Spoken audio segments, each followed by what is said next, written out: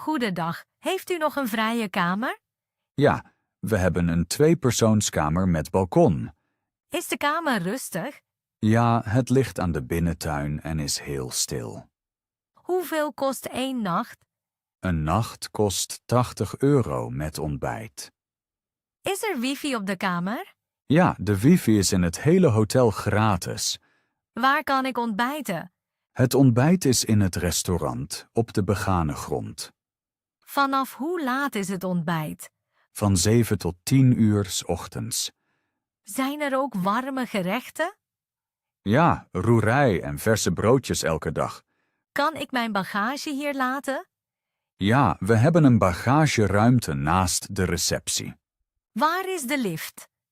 De lift is meteen rechts naast de lobby. Heeft u een plattegrond van de stad? Ja, ik geef u graag een plattegrond. Is er een fitnessruimte in het hotel? Ja, in de kelder vindt u een kleine fitnessruimte. Wanneer kan ik uitchecken? Tot 11 uur 's ochtends. Kan ik later uitchecken? Ja, een late check-out is mogelijk. Hoe kom ik het beste naar het centrum? Met de tram voor het hotel. Waar kan ik betalen? Gewoon hier bij de receptie.